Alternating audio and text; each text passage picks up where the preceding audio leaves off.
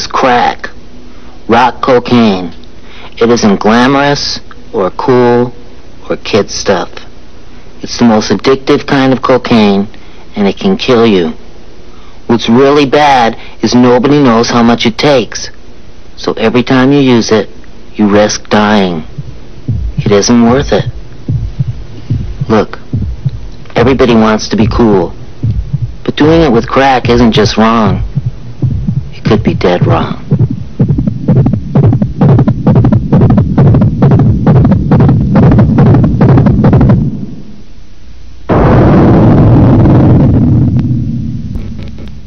That the U.S. government, and more specifically the CIA, may have been involved in almost a decade of introducing, financing, and distributing drugs, and that the profits from these operations went to fund covert operations in Nicaragua. Men who were working for the CIA's army were responsible for bringing all that cocaine into Los Angeles that sparked the crack epidemic.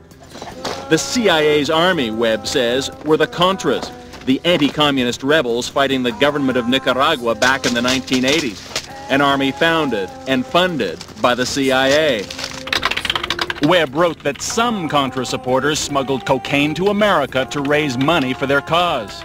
Smugglers even used the U.S. government's own airlift operation at El Salvador's Ilopango airport to get cocaine back across the American border.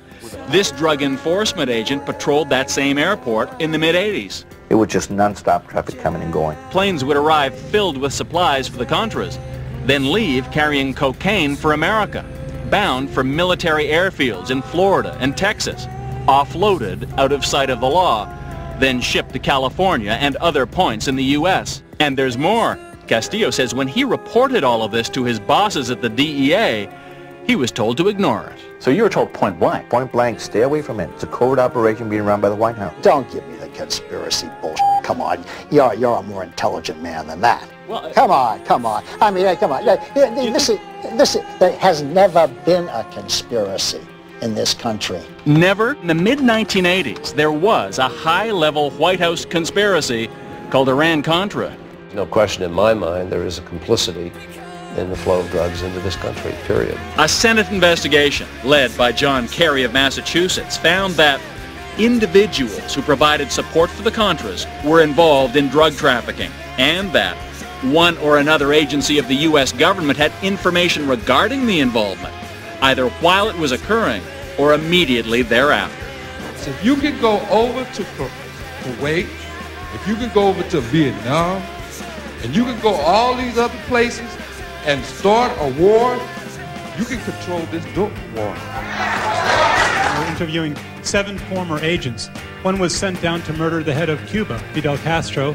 Another gentleman, Colonel Philip Renninger, was sent down to Guatemala to overthrow the government of Guatemala in 1954. The third agent was actually a spy on Iowa State University campus, where he spied on students, dark-skinned students, foreigners, and people from other countries. He was then sent down to Cuba to poison the food supply in Havana, poison the children of Cuba for whatever reason. So we all, I believe, already know this information, Mr. Deutsch. My question to you is, if we know all of this stuff that the agency has done historically, then why certainly should we believe you today when you say, certainly this could never happen in Los Angeles when it's happened all over the world?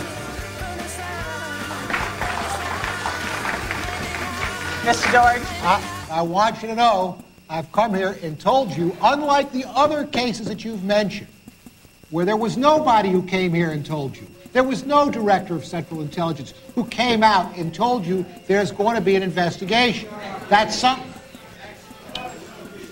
Mr. Chairman and members of the committee, I'm here today to testify about the failure of the Central Intelligence Agency to conduct a serious and thorough investigation into the allegations of CIA involvement in cocaine trafficking to fund its Contra war activities. Unfortunately, my fear that the CIA would be unable to investigate itself has been confirmed with this report.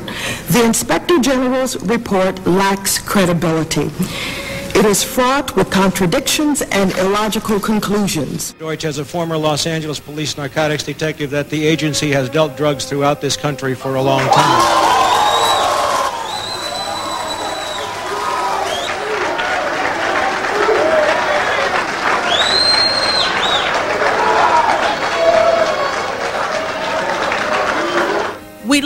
an information age, and information is power. Without it, we are powerless. With it and its effective application, our potential is unlimited. I imagine that right now you're feeling a bit like Alice. Tumbling down the rabbit hole?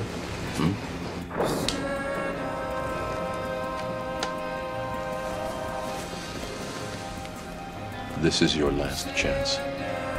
After this, there is no turning back. You take the blue pill, the story ends. You wake up in your bed and believe whatever you want to believe. You take the red pill, you stay in Wonderland, and I show you how deep the rabbit hole goes. Remember, all I'm offering is the truth, nothing more.